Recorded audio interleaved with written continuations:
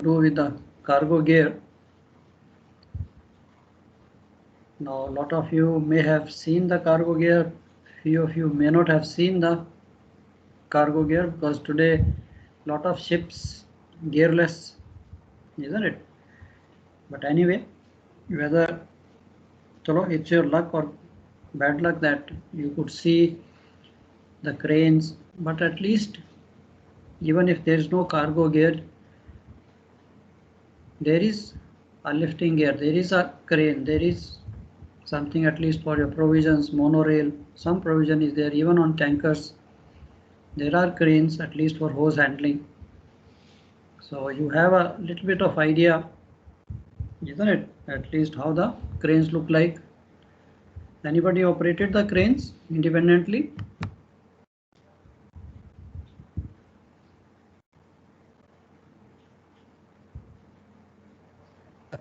Yes. Good. So first time when you must have gone up, थोड़ा तो डर लगा होगा नहीं?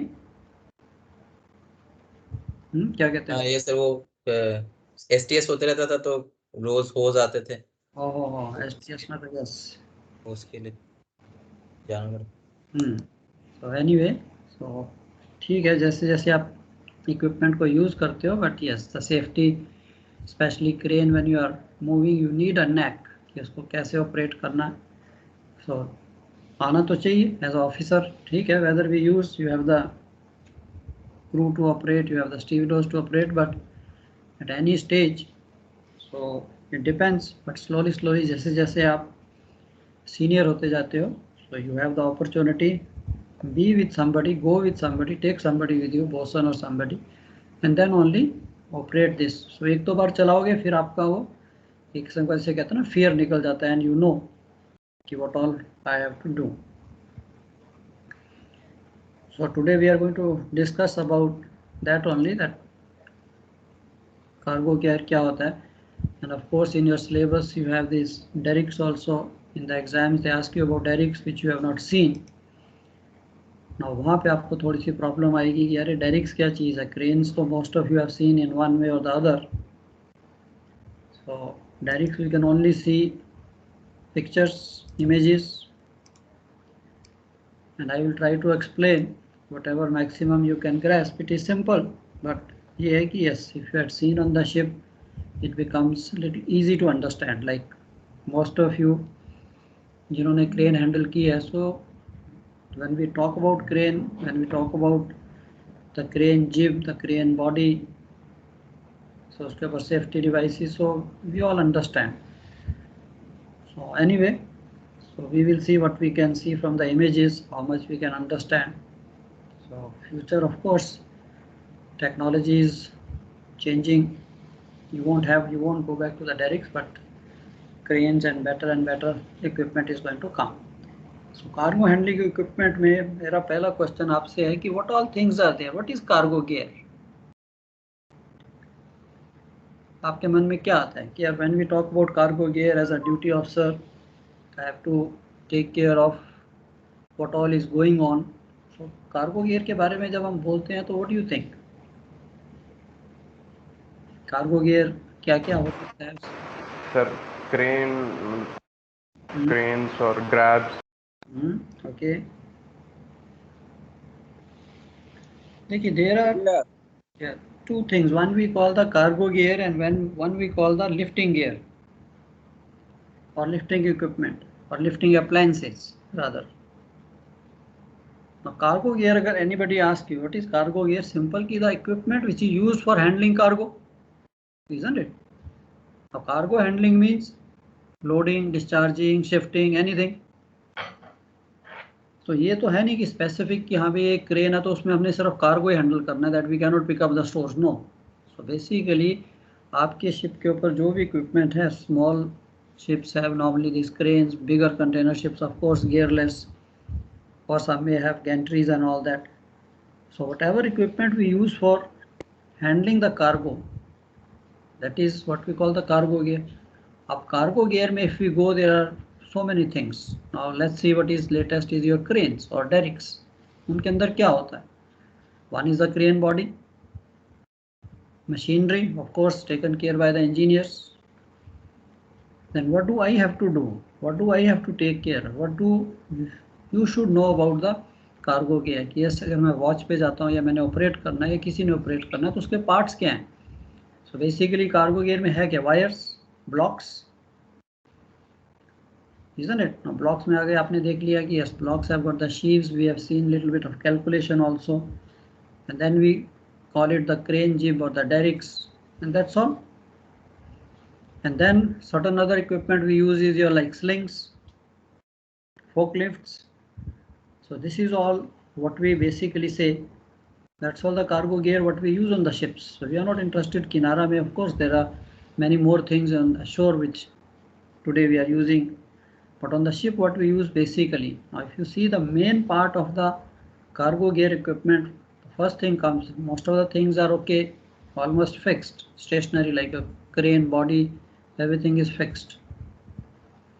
But the part which gets worn out, or the most important part is the wire.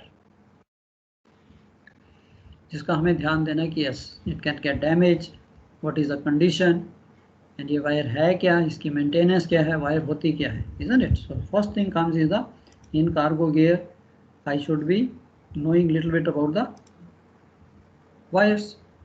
अब उसकी care and maintenance क्या है कि wire everyone knows, everyone has seen wires in one form or the other, चाहे वो gangway पे लगी है, चाहे वो प्रोविजन क्रेन पे है, चाहे आपकी what we call the engine room lift के अंदर है, वहाँ पे भी वायर है.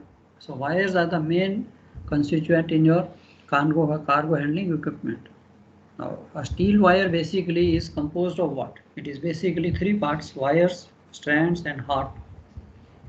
Now heart means is like something जिसके ऊपर आपकी ये thin wires are wound around, and then they are made a strand, and then these strands are again made in such a way they are laid, different types of lay, right hand lay, left hand lay, and then the wire basically is made out. A heart is basically made of natural fiber.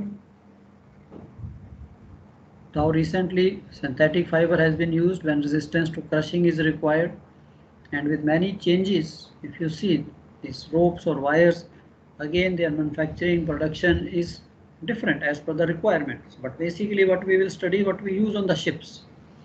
So modern ropes are designed with specific tasks in mind and their construction varies.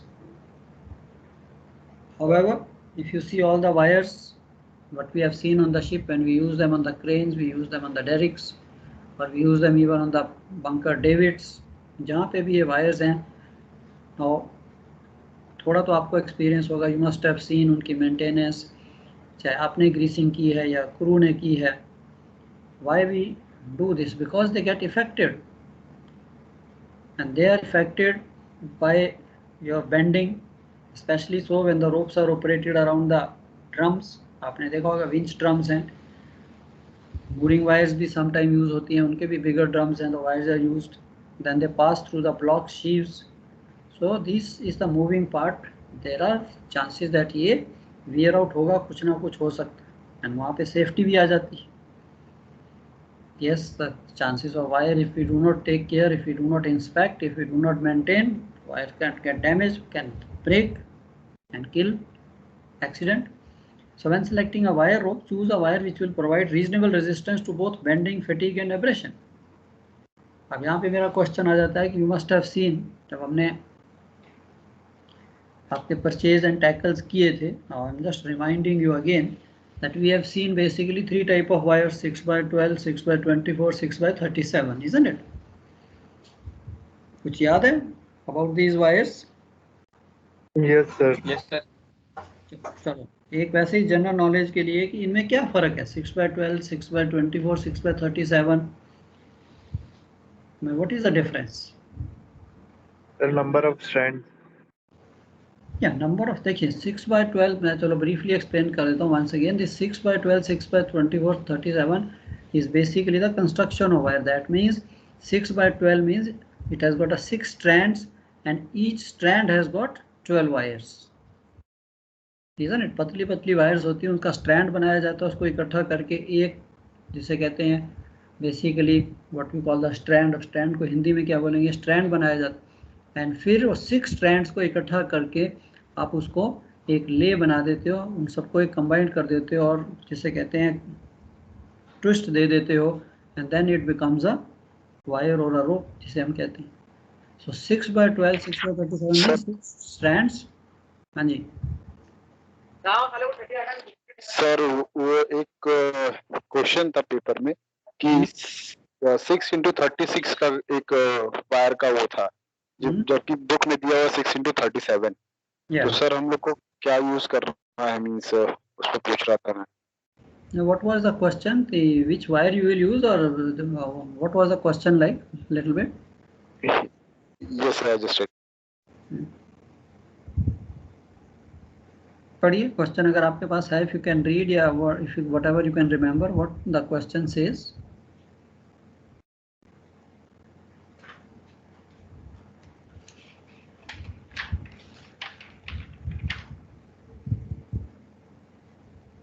Sir, in a wire rope 6/36, diameter 14 mm, 10 wire strands were found broken in a length of 110 mm.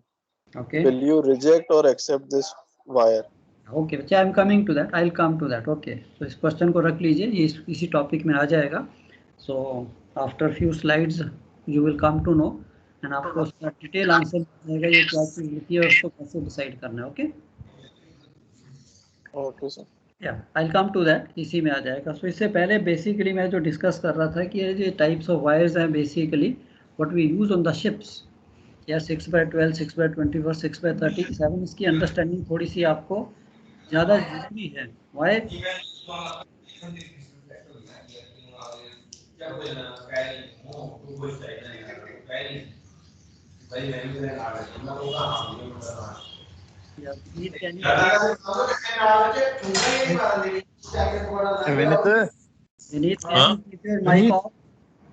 Mic off कर ले भाई. एक minute यार.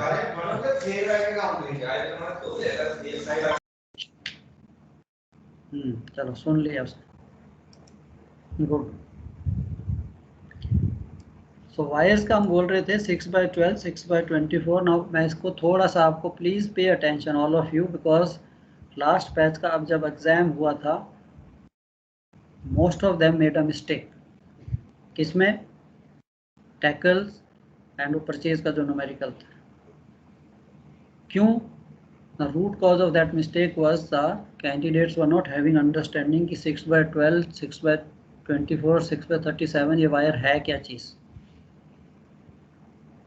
तो there is nothing called कि 6/12 means कि वो पतली वायर होती है, 6/24 मोटी होगी या 6/37 ज़्यादा मोटी होगी. No, diameter can be same. I can say कि I can use a 20 mm wire, उसकी construction can be 6/12, dia is still 20. I can use 20 mm in 6/24 also, उसका डाया भी 20 mm ही होगा, उसकी कंस्ट्रक्शन 6/24 हो सकती है.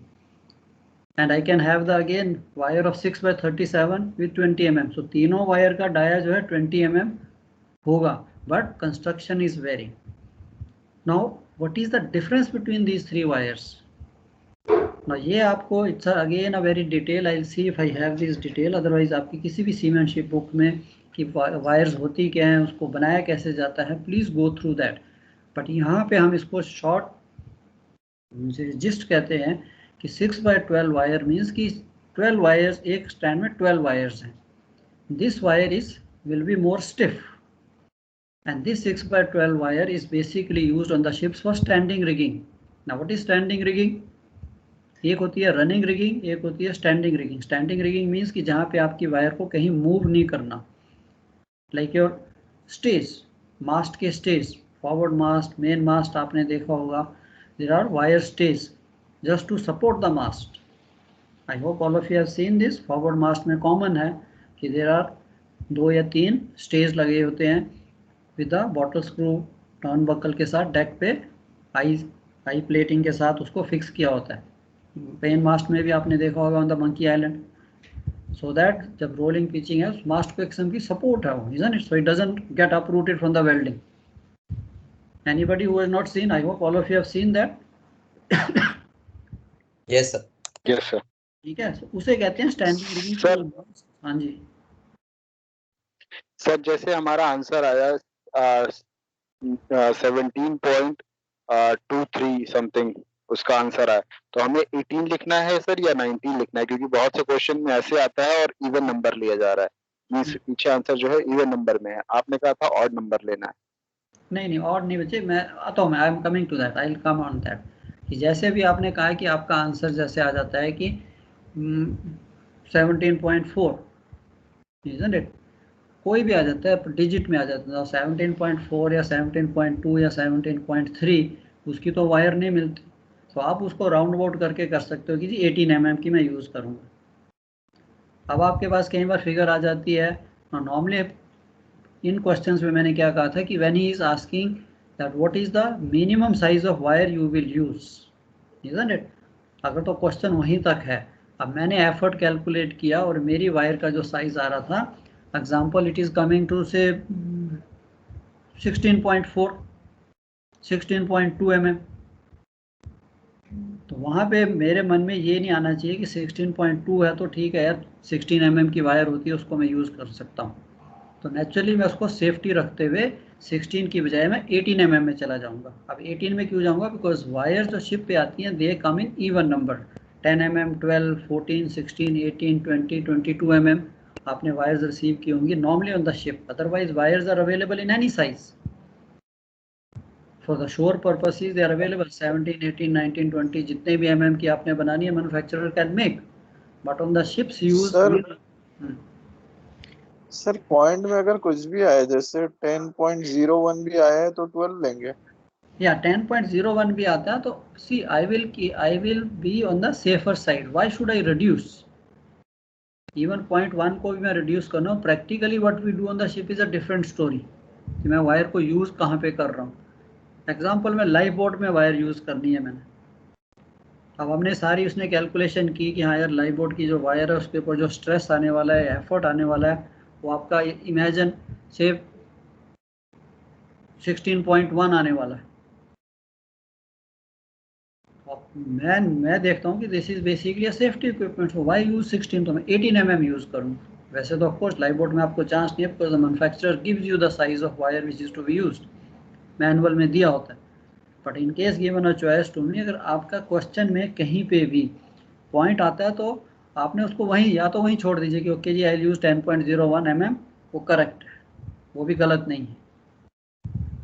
बट कई बार आप जो इस बारी जो क्वेश्चन उनको दिया था उसमें था कि okay to lift a certain weight find out the minimum size of wire, like to lift a weight of 11 tons using a 3-fold purchase, what will be the size of minimum wire, minimum size of wire। अब उस question का answer जो था कि आप जब effort निकालते हो फिर आप जब मिनिमम साइज ऑफ वायर के लिए जाओगे तो कौन सी वायर यूज करोगे। 3-fold परचेज के साथ आपने 11 टन का वेट उठाना है and you want to calculate what should be the minimum size of wire. अब आपके पास एफर्ट की वैल्यू आ गई, एग्जांपल आपके पास एफर्ट की वैल्यू आ गई, कुछ भी आ गई 2.3 या 2.4 और समथिंग लाइक दैट।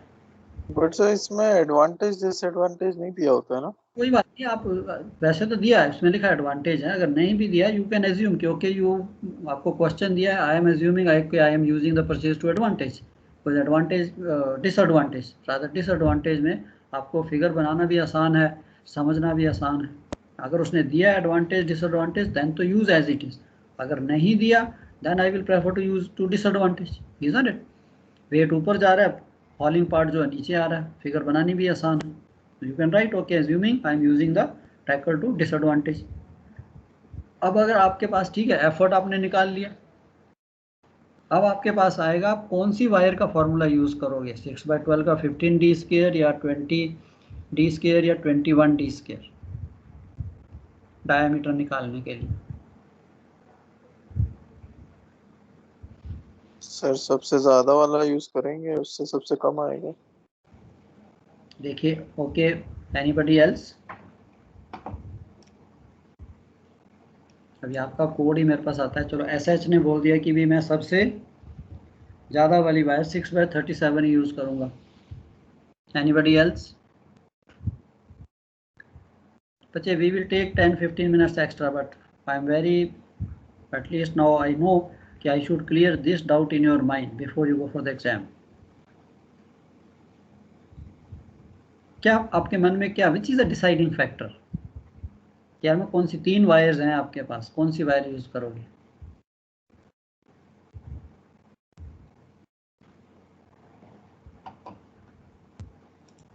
by 12, हाँ जी, 6 by 12 strand, 6 by 12 sir. आपकी बच्चे आवाज कट रही है DS, I don't know. 6 by 12. 6 by 12 की आप वायर यूज करोगे। Just now what I said, you are using a 3-fold purchase. एक मिनट दीजिए, I have to go back, let me go back on the board. Give me a minute, let me fix up my better camera and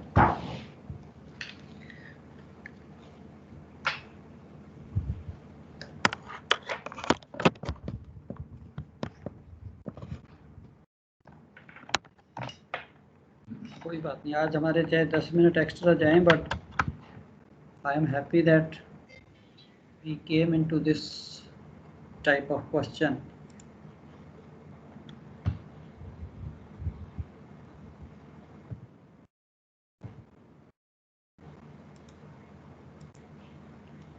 I'm just unsharing the screen to go back on the board.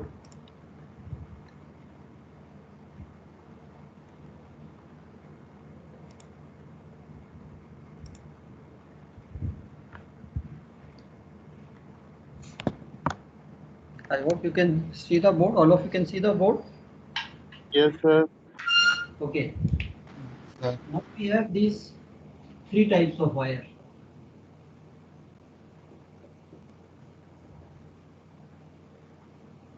6 by 12, 6 by 24, and 6 by 37. They all can have any diameters. This wire also can have 20 mm dia. This also can have same 20 mm dia, and this also can have same 20 mm dia.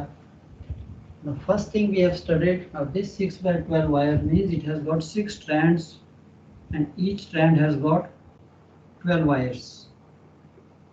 And in strands को अब आपने लिया और आप इसको आपने इसकी wire बना दी। 1 strand, another strand, another strand, and similarly जैसे भी आप वायर को रीड करते हो, so फाइनली आपकी आपने 6 strands को घुमा घुमा के एक सीधी वायर बना दी, जो कि आपकी wire is looking like this. It has got basically say 6 strands criss cross fashion में आपने इसको बना दिया।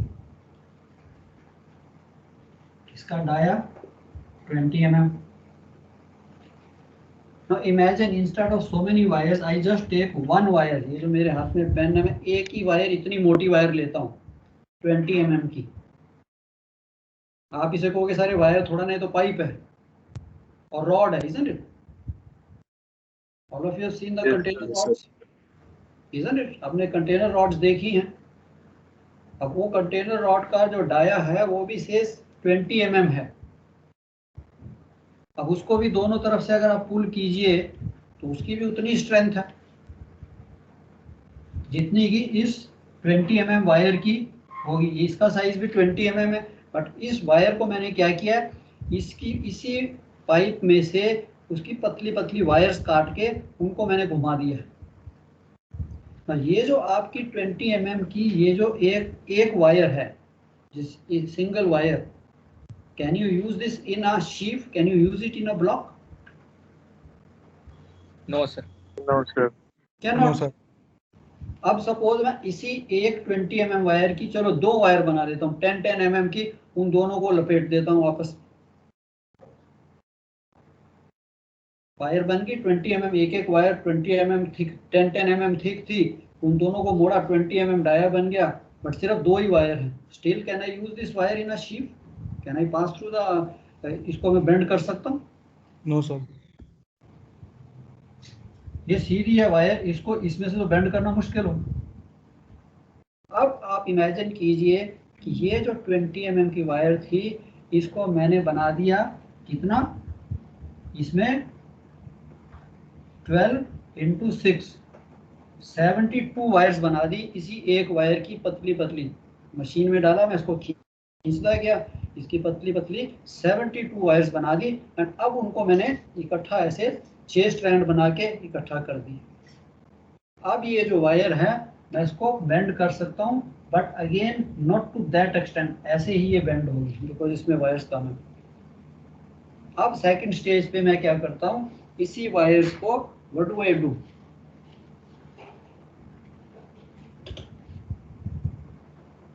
ट्वेल्व की बजाय मैं एक स्ट्रैंड में 24 बना देता हूँ। दैट मीन्स टोटल 6 × 24 144 वायर्स बना देता हूँ। डाया इतना ही है, इसकी वायर्स मैं पतली करता चला गया। अब ये वायर और फ्लेक्सिबल होती जाएगी। अब मैं इसको पास करता हूँ तो मैं इसको 90 डिग्री बेंड भी कर सकता हूँ। अब ये वायर बेंड होनी शुरू हो जाएगी। If you have gone and seen that the Golden Gate, San Francisco का ब्रिज, द सस्पेंशन ब्रिज जो है, वो ब्रिज को भी अगर आप देखोगे तो वो ब्रिज के ऊपर जो उन्होंने वो लगाई हुई है what we call the suspension, यहाँ पे उसके कॉलम है और इस तरह से ये ब्रिज आता है। तो दूर से आपको लगता है कि this is a thick pipe.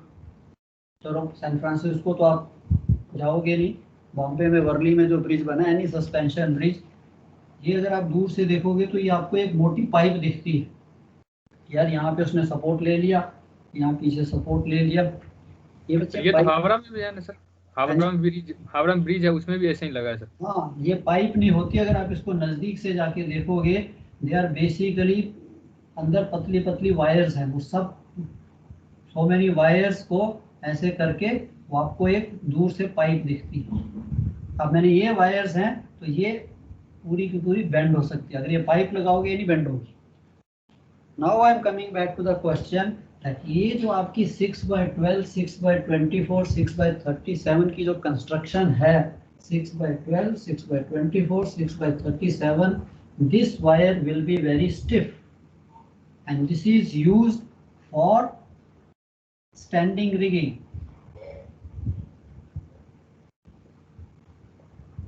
जहां मैंने इसे कुछ बेंड नहीं करना, कुछ नहीं करना, मेरे पास ये मास्ट है, इस मास्ट को मैंने सपोर्ट देनी है, एक साइकिल यहाँ लगाया, यहाँ मैंने एक टर्न बक्कल लगा दिया और इसको यहाँ लगा दिया एंड ये आपकी वायर में कुछ नहीं होना, ना बेंड होना, ना कुछ करना है।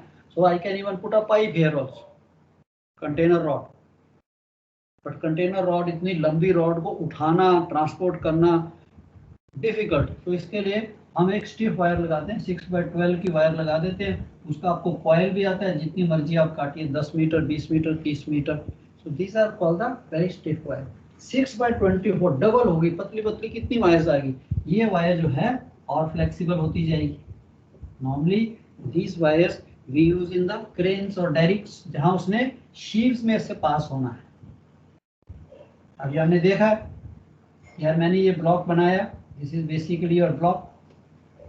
अब इस ब्लॉक में 2 फोल्ड परचेज है। अब वायर ने इसमें से देखो कितना बेंड होना, 90 डिग्री बेंड होगी। तो I need a flexible wire जो बेसिकली ऐसे बेंड भी हो सकती है या नहीं, इजंट इट?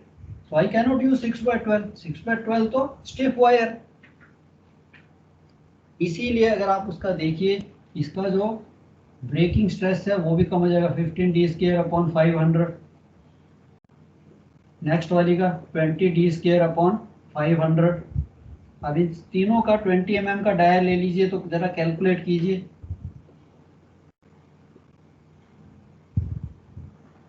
एंड ये 21 d²/500, ये आपकी 6/12, 6/24, 6/37।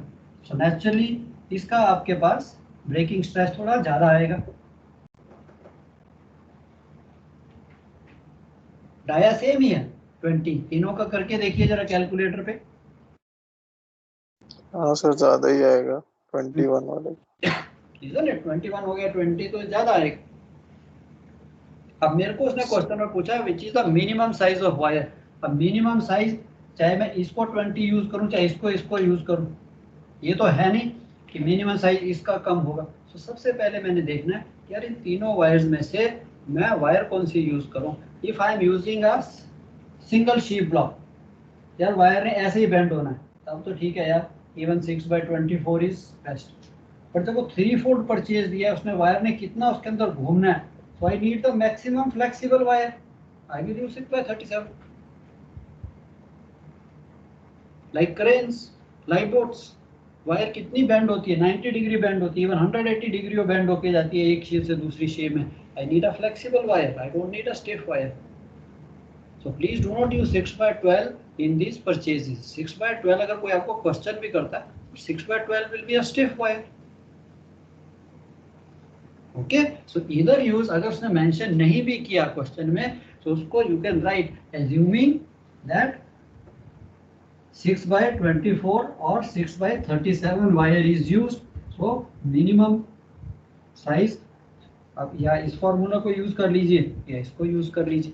अब आपके पास साइज आ गया, आपने निकाल लिया, डी आ गया आपके पास 20.47 mm। अब क्वेश्चन कहता है यार what is the minimum size of wire you will use. तो मैं इसको यहीं पे लिख देता हूँ क्या 20.47, I will use 21 mm।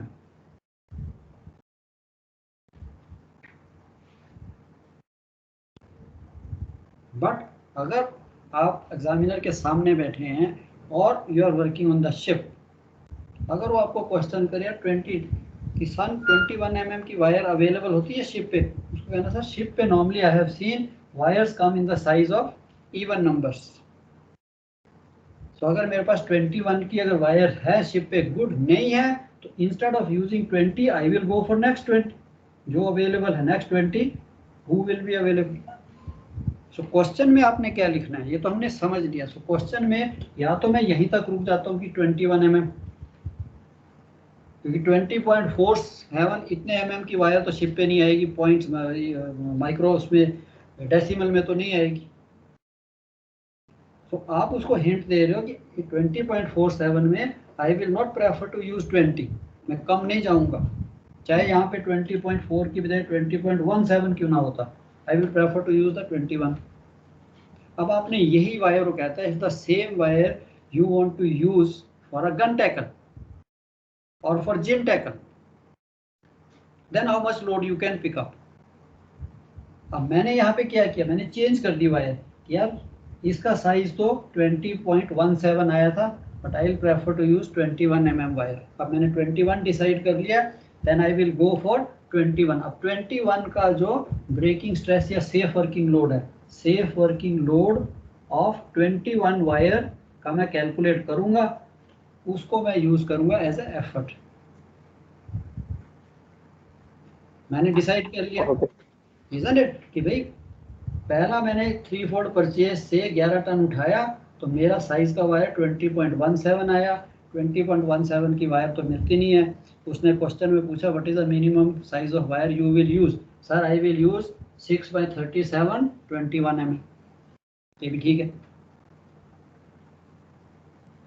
But अगर आप थोड़ा और जाना चाहते हो, it depends on the examiner, since wires are available in even number size 20, 22, 24, I will use 22 mm। अगर आप 22 यूज करते हो उसमें गलत नहीं है।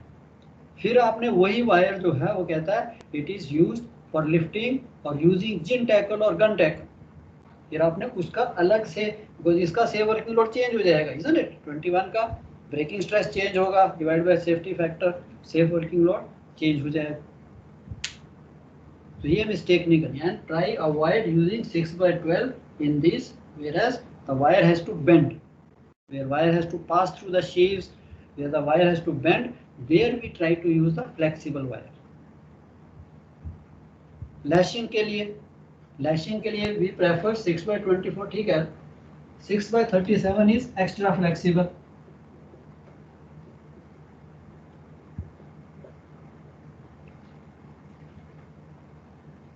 अच्छा, 6/36 का क्या होता है ब्रेकिंग स्ट्रेस का फॉर्मूला?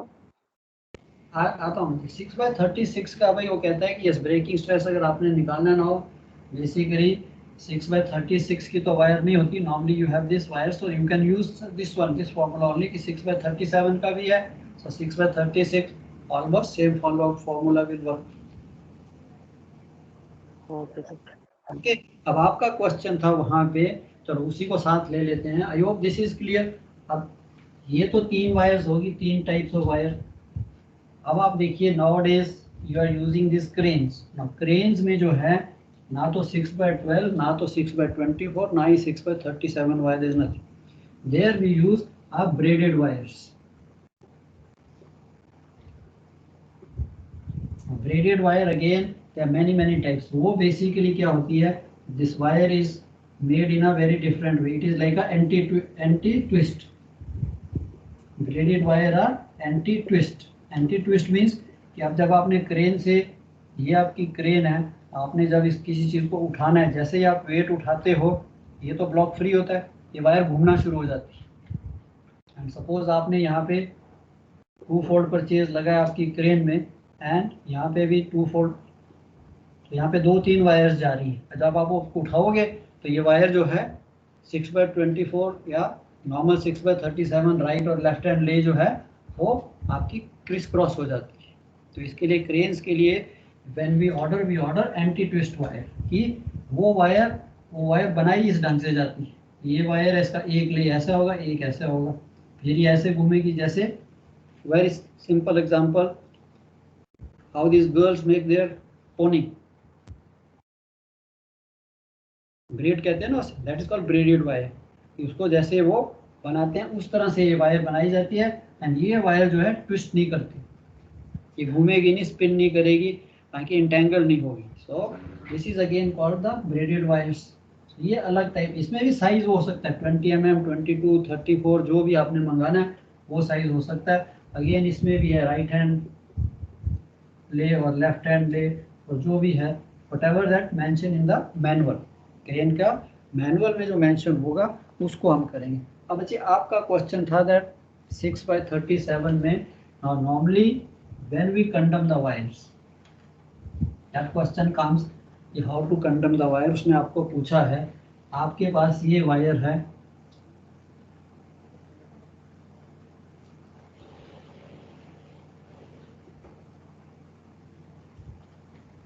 मतलब this formula is a very rough empirical formula.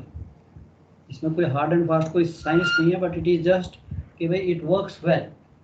इस वायर में नाउ इफ आई टेक, ये मेरी क्रेन की वायर है, पूरी लंबी वायर है ना। If I take 8 times the diameter in a length of 8 times the diameter in a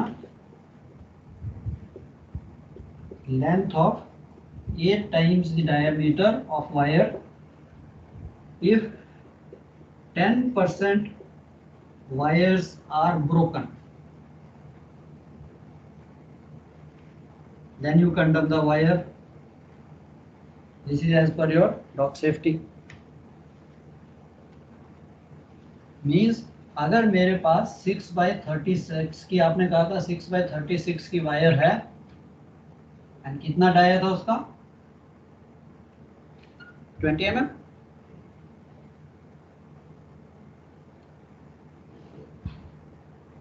How much was the dia given in the question?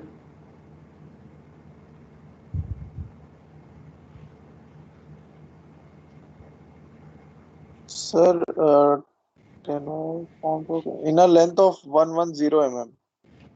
Okay, चलो he may have given you 6/36 की wire, say we take it, the dia of the wire is 20 mm, the wire construction is 6/37 and dia is 20 mm, कि ये आपकी wire है, इसके अंदर इस wire में 20 mm तो नहीं दिया है। हाँ चलो कोई बात नहीं, he says in a length। अब सपोज आपके पास ये वायर है, you are using this wire, आपकी क्रेन में लगी हुई है ना। इस वायर में I take a length of 8 times the diameter, तो कितनी लेंथ होगी, डाया 20 mm है, उसका 8 times कितना हो गया 160 mm।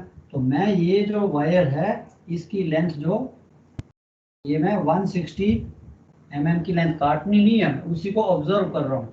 ये वायर ऐसे चल रही है तो मैं इतनी लेंथ में देखता हूँ कि 160 mm की लेंथ में, इतनी लेंथ में how many wires are broken, तो आपको ब्रोकन वायर्स ऐसे दिखेंगी, isn't it? तो मैं उनको गिनता हूँ 1 2 3 4 5 6 7 8 9 10। क्या अगर मैंने गिनती कर लिया, क्या यहाँ पे 10 wires are broken in a length of 160 mm। अब मेरा फॉर्मूला कहता है in a length of 8 times the diameter if 10% wires, 10% कितना हो गया, 6/36 में टोटल वायर्स कितनी होगी, 216। 6 स्ट्रैंड्स, एक स्ट्रैंड में 36 वायर्स हैं, तो टोटल वायर्स कितनी होगी, 6 × 36 इतनी होगी ना। Yes, sir. अब 10% ऑफ दिस कितना हो गया, 21.6। Yes, sir. दैट मीन्स इतनी लेंथ में अगर 21.6 10% of these wires are broken, means अगर 21 wires are broken then this wire has to be condemned। मतलब तब तो Sir, इसको, but इसमें डाया नहीं दे रखा है रोप फायर का, अपने को तो लेंथ दे रखी है ना। हाँ तो उसने कितनी लेंथ दी है, 108 110, sir. 110 1 110 mm, sir. in a length of 110, वो चीज दे दी उसने, ठीक है, डाई की जो इन लेंथ ऑफ 110 मिलीमीटर। तो मैं इतनी वायर आपको दी है, ही हैज गिवन यू 6/36 की वायर है, that means total number of wires, total number of wires in a 6/36 is 216 wires, ठीक है। इसका 10% into 10% is equal to 21.6। So इस लेंथ में अगर 21.6, that means if 21 wires are broken I will condemn the wire.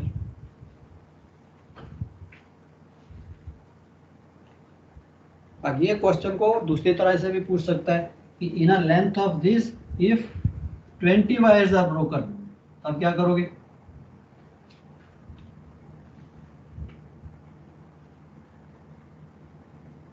रखेंगे sir condemn करेंगे। अब आपका फॉर्मूला तो कहता है भी 21.6 कि 21 वायर्स टूटेंगी तभी आपने इसको कंडम करना। मैं कहता हूँ यार मैंने गिनती किया तो मेरे को यहाँ पे ओनली 20 वायरी टूटी हुई मिली, इनको मैंने गिनती की 1 2 3 की 20 मिली, 21 तो मिली नहीं।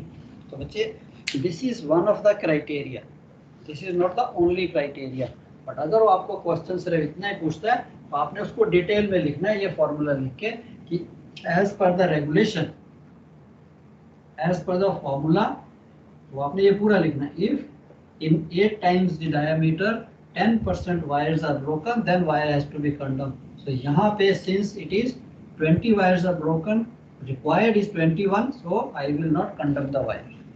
और साथ में आपने ये भी लिख सर देना एक है, बार फॉर्मूला लिख देंगे। हाँ जी सर बोर्ड पे एक बार फॉर्मूला लिख देंगे। बोर्ड पे नहीं दिख रहा, सर फॉर्मूला लिख देंगे बोर्ड पे एक बार। आ जाएगा, मैं आपको दिखा दूंगा स्लाइड पे। अगर बोर्ड में क्या है कि if 10% wires, 10% if 10% wires in a length of 8 times diameter, 8 times 10% wires broken in a length, 10%, if 10% wires are broken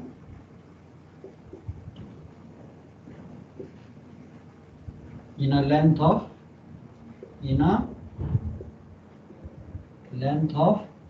8 times the diameter, then that wire has to be condemned.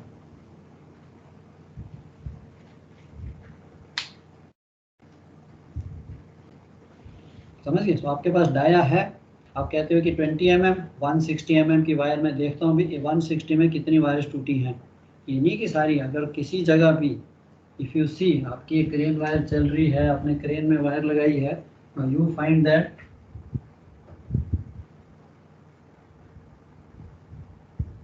ये मेरी crane है, इसके अंदर जो wire है और यहाँ पे मेरे को ऐसे वायर टूटी हुई दिखती हैं, तो मैं इस लेंथ को देखता हूँ, तो मैं देखता हूँ 8 टाइम्स इस लेंथ में। अगर 20 mm की वायर है तो मैं ये लेंथ 160 mm की लेंथ ले लेता हूँ, उसमें गिनती करता हूँ यार कितनी वायर्स ब्रोकन। तो यहाँ पे मैंने देखा है only 3 wires are broken, but as per my formula I know कि 10 टाइम्स 8 टाइम्स डायमीटर 160 में 10 टाइम्स जो है वो 6/37 की ये वायर है, तो 22 वायर टूटी होनी चाहिए। 3 वायर टूटी हैं, I can still use it, but इसके साथ there are more criteria, there are other criterias also. तो ये नहीं खाली सिर्फ ये वायर ही हमने गिननी है कि अच्छा जी अभी 20 टूटी हैं, जब तक 22 नहीं टूटेंगी तब तक मैं ये वायर चेंज नहीं करूंगा, नो। एंड सर उसमें 21.6 आया था, तो 21 क्यों लिया, उसको 22 नहीं लेंगे? 22 देखिए हम सेफर साइड में लेंगे ना, अगेन सेफ्टी बच्चे, we are all the time talking about safety.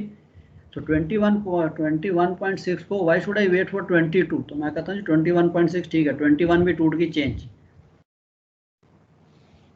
Okay okay sir. It is just कोई हार्ड एंड फास्ट नहीं है। वैसे तो यू थिंक कि I will wait for 21 wires की मैं उसको पूरी वायर को बैठ के उसमें 21 गिनूंगा, नहीं यार अभी 20 टूटी है, एक और टूटने तो तब चेंज करेंगे, no, it depends where the wire is used. ये तो आपको उसने एक एम्पेरिकल फार्मूला, रफ फार्मूला दे दिया है कि यार आपके पास अगर वायर दिख रही है कहीं पे उसकी इतनी वायर्स अगर टूटी हैं, फिर उसने कैलकुलेट किया कि उसकी स्ट्रेंथ है। ये तो हमारा इंडियन डॉक लेबर, अगर आप एमसा में जाइए ऑस्ट्रेलिया, वो कहता है even I think it is 10 times diameter 5% wires, वहाँ उसका फॉर्मूला अलग है। उन कंट्रीज में वो कहते हैं नहीं, 10 times the diameter 5% wires are broken. But बच्चे हमने तो, आपने अपने कंट्री के एग्जाम देने हैं ना, तो हमें तो अपना रूल रेगुलेशन के अकॉर्डिंग, हमें तो अपना रूल रेगुलेशन पता होना चाहिए कि इंडियन डॉक लेबर क्या कहती है, इंडियन डॉक सेफ्टी क्या कहती है, यस और no. So I can not quote about what US says और व्हाट यूके सेज, मोस्टली तो वैसे सेम होता है ये, but sometimes some people take little more extra precaution, और ज़्यादा सेफ्टी में चले जाते हैं, नहीं भाई। So similarly I think I have read somewhere AMSA जो है दे बिलीव, अब उनके लिए कि 10% means in a length of 10 times the diameter, that mean 20 mm की वायर है, 200 mm में 5% वायर्स, 6/24 की अगर आप वायर लेते हो 144, उसका 5% कितना हो गया,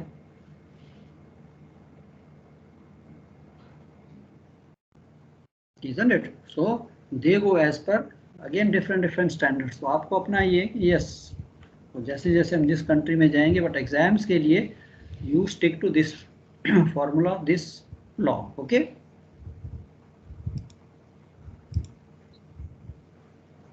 चलो वी गो बैक टू, तो वहाँ पे भी आपको ये दिख जाएगा। तो लेट्स सी हमारी स्लाइड्स क्या कहती हैं। ये तो हमने ले लिया कि यस आपकी जो वायर्स हैं how they should be protected, so this is what we were reading. So I hope that doubt is clear in your mind. बच्चे जो आप पूछ रहे थे, ठीक है, 6/36 लेंथ दी है, कुछ भी दिया है, तो मैंने ये याद रखना है 8 टाइम्स 8 टाइम्स डायमीटर में 10% वायर्स, तो 10% वायर्स में टोटल वायर, उस वायर में टोटल वायर्स कितनी है, 6 स्ट्रैंड्स तो हैं, इट इज 6/24, उसमें 144 हो जाएंगी, 636 हुआ, तो उसकी जो 216 हो जाएंगी, 6/37 की वायर हुई तो उसके अंदर 212 हो जाएंगी, isn't it? So जो भी आपकी कैलकुलेशन से आती है, if you multiply 6 by, तो जितनी वायर्स हैं उसका 10% अगर टूटा हुआ है। अब आ जाता है care and maintenance. Now wire should also be protected as well as possible against corrosive action, especially in the salt-laden atmosphere at sea. Now when corrosive conditions exist, the use of galvanized wire is recommended. So normally we have the galvanized wires कि उनके ऊपर coating चढ़ाई जाती है, zinc coating, but वो थोड़ी देर ही चलती है, जैसे ही वायर शीम में मूव करेगी, ब्लॉक में मूव करेगी, तो उसकी वो कोटिंग निकल जाएगी, एंड उसको हम प्रोटेक्ट करने के लिए we put that compound, it's not grease. हम तो एक सीमेन लैंग्वेज यूज करते हैं कि यार greasing of wires, it is not a grease, it's a special compound WRP, वो भी मेंशन किया होता है आपके मैनुअल में। Chief engineers they requisition that compound, special protective clothing होती कंपाउंड होता है, जिसे इंग्लिश में ड्रेसिंग भी कहते हैं। ओके, सो आपने वो कंपाउंड से उसको कोट किया जाता है ताकि उसके अंदर कोरोजन ना लगे। All wires should be governed by plant maintenance system. Ensure they are coated and with lubricant at suitable intervals throughout their life. Internal lubrication will occur if the wire has a natural fiber heart. अब there is a wire की जो ये चीज़ है at least आपके level, आपने ऊपर से तो उसके ऊपर जो भी कंपाउंड लगाना था whatever that you are doing, so we never use grease, we never use this mineral oils, lube oil and all that, never use that. Mineral oil से ईट अप द हार्ट, तो उसके अंदर जो synthetic heart है या fibre का naturally heart होता था, जब ये वायर बनाई जाती है तो उसके अंदर उसकी लुब्रिकेशन की जाती है। एंड जब वो वायर के ऊपर स्ट्रेस आएगा, जब वो वायर के ऊपर वेट आता है, जब आप उसको खींचोगे तो वायर कंप्रेस होगी, तो अंदर से हार्ट भी कंप्रेस होगा, तो that is fully saturated with the lubricant, so that time that lubricant is released and आपकी जो वायर्स हैं अंदर से लुब्रिकेट होंगी। जब उसके ऊपर आप लोड उठाते हो तो वेट आता है, then that heart gets compressed and it releases that lubricant, और उससे पूरी की पूरी अंदर की जो वायर्स हैं वो लुब्रिकेट होती हैं and then your wire remains in good condition. अगर आपका अंदर से आपका हार्ट ही खत्म हो गया है, इफ इट इज डिटोरिएटेड, तो अंदर से लुब्रिकेशन होगी नहीं। आप ऊपर से जितना मर्जी लुब्रिकेंट लगाते जाइए, अंदर की जो कोरोजन है, इरोजन जिसे कहते हैं, the wires keep on eroding from inside, आपको दिखेगी नहीं, ऊपर से तो वायर ठीक दिखेगी, अंदर से वायर जो है उसको लुब्रिकेशन हो ही नहीं रही, and suddenly you will find your wire will break. Corrosion तो है, कोरोजन क्या करती है, it's basically eats up the metal. तो सर इंटरनल का कोई चांस नहीं है सर? हाँ जी, इंटरनल का सर कुछ नहीं हो सकता है क्या इंटरनल के लिए तभी क्या जब हम ग्रीसिंग करते हैं इसीलिए करते हैं कि आपने जो कंपाउंड यूज करना है वो अंदर भी सीप होता जाता है थोड़ा थोड़ा, जब हम कोट करते हैं तो वो थोड़ा सीप होगा, वो सीप होके क्या है, जो अंदर जूट का जो हार्ट है या सिंथेटिक हार्ट है वो उसको चूसता जाएगा, एंड जब वायर पे वेट आएगा, फिर अब इमेजिन आपने एक रोप है जिसके ऊपर एक लुब्रिकेंट लगाया, जब आप उसको खींचोगे तो नेचुरली वो लुब्रिकेंट बाहर आएगा, फिर वो वायर्स को अंदर से लुब्रिकेट करेगा, isn't it? बट अगर हमने ऑयल ही ग्रीस या कुछ मिनरल ऑयल, डीजल ऑयल या कुछ और ऑयल लगा दिया वायर के ऊपर, वो तो हार्ट को खा जाएगा, it will dissolve the heart. अगर हार्ट डिजोल्व हो गया, अब अंदर लुब्रिकेंट कौन पकड़ेगा, कोई भी नहीं पकड़ेगा। ओके, तो इसके लिए आपने ये चीज़ जो है, normally when you work on deck, this is the idea of working apprenticeship या कैडेटशिप करने का, कि you go and work with crew, same time you open the book, study the book and see practically क्या हो रहा है। Doubts, जी वो sir कि हम कौन सा कंपाउंड लगा रहे हैं या ऐसा कंपाउंड क्यों लगा रहे हैं, कैसे हो रहा है, उस वक्त तो शिप में आपके पास सब कुछ है, अब तो आपके घर में कुछ भी नहीं है, ना वायर है ना रोप है।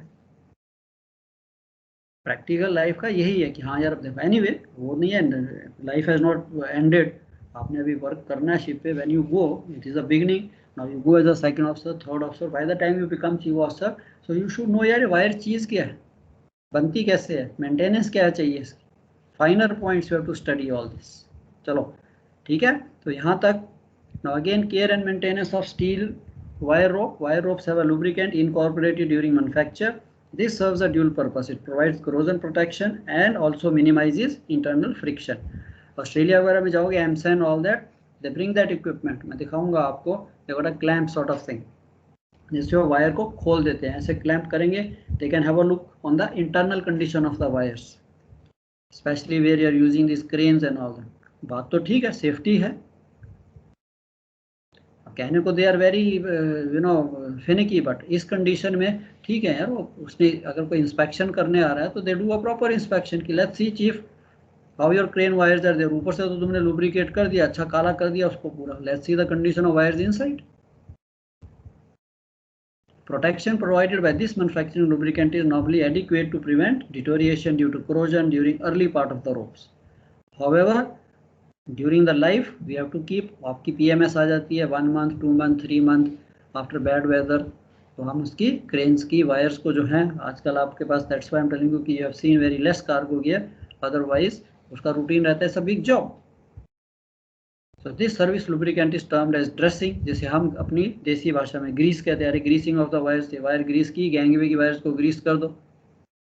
And lot of time you will see the crew has got less knowledge, वो एक्चुअल ग्रीस पकड़ के लगा देंगे, हाँ यार देखो फर्स्ट क्लास लुब्रिकेंट है, विदाउट रियलाइजिंग ये ग्रीस एक मिनरल ऑयल से बनी होती है, ये अंदर उसके हार्ट को जाके खा जाएगी over period of time, not overnight but may be in 1 month 2 months time आपका जो हार्ट है वो भूल जाएगा सारा, खत्म, अंदर की ग्रीसिंग होगी। तो details of maintenance of steel wire carrier fitted on laid down in the maintenance manual और कंपनीज के पीएमएस में।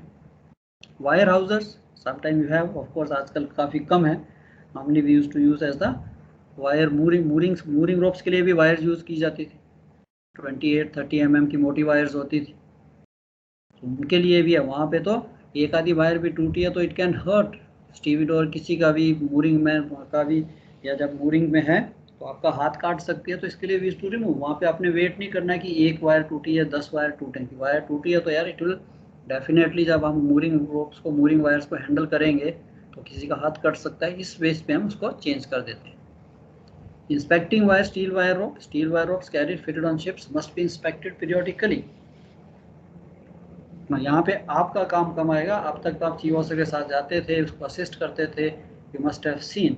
ये नहीं है कि आपके पास वायर्स कोई भी है, whatever wires are there on any of the lifting appliances, whether it's a provision crane, gangway, boat David, life, ये दूसरा डेविड, बंकर डेविड, फोक्सल पे डेविड है, जहाँ पे भी वायर है they must be inspected। इसीलिए तो that is what the chief officer's job is। And अगर आप भी देखते हो एज अ ऑफिसर तो टेल चीफ ऑफिसर सर ये वायर्स जो हैं काफ़ी रस्टेड दिख रही हैं, तो हो सकता है उसकी आंख से निकल गई। Distortion of strands, when inspecting the indications describe below should be sought, क्या आपने ये देखना है जब इंस्पेक्ट कर रहे हो कि when to condemn the wire, अगर आपकी स्ट्रैंड्स है this is the result of damage by kinking, crushing, serious crippling around a bad nip, wire bend होगी या डिस्टॉर्शन स्टैंड जो हैं बेंड हो गए हैं, कुछ भी हुआ, उसकी स्ट्रेंथ कम हो जाती है। अब आपने ये जो वायर्स देखी हैं, वाई इट इज़ 10% और 10% वायर्स या 21 वायर्स या 10 वायर्स आर ब्रोकन, मीन्स उस वायर की स्ट्रेंथ जो है, आप आ गया safe working load. If the wires are broken that means कुछ भी वायर्स आर ब्रोकन तो उसकी स्ट्रेंथ में फ़र्क पड़ रहा है, उसका सेफ वर्किंग लोड या ब्रेकिंग स्ट्रेस जो है वो इफेक्ट होना शुरू हो जाएगा। सो दे हैव कैलकुलेटेड कि एक वायर टूटेगी तो ब्रेकिंग स्ट्रेस में कितना, वो कहता है नेग्लेजिबल, 2 टूटेंगी यार कोई इतना नहीं है, 10 टूटेंगी अब भी नहीं, बट वो कहता है कि जब 10% टूट जाएंगी यस इसकी जो स्ट्रेंथ है 50% पे आ जाएगी। अब 50% है, जिसका ब्रेकिंग स्ट्रेस 20 टन था नाउ उसका ब्रेकिंग स्ट्रेस 10 टन बन गया है, सेफ वर्किंग लोड भी कम हो जाएगा। सिमिलरली डिस्टॉर्शन ऑफ स्ट्रैंड्स अगर आपको दिखते हैं दैट मीन्स उस वायर की स्ट्रेंथ कम हो जाएगी, I must change. Flattening of some of the outer wires by abrasion, कई बार आपने देखा है वायर कहीं दब जाती है, फ्लैटन हो जाती है, वहाँ भी उसकी स्ट्रेंथ जो है कम हो जाती है। सो this is the reason why it is recommended that you must change the wire. क्यों कि सर किंक आ गया, कुछ भी आ गया, show you some pictures, kink कैसे आता है, स्ट्रैंड्स कई बार प्रोट्रूड करते हैं, टूट जाते हैं, आइडिया क्या है, you should be able to answer कि भी वाई वांट टू चेंज, थोड़ी सी बेंड हुई है, थोड़ा सा किंक आया कि सर उसकी स्ट्रेंथ रिड्यूस हो गई, I cannot lift as much weight जो उसके सर्टिफिकेट पे लिखा हुआ था। चलो quickly have a cup of tea, 15 minute में मिलते हैं, ओके?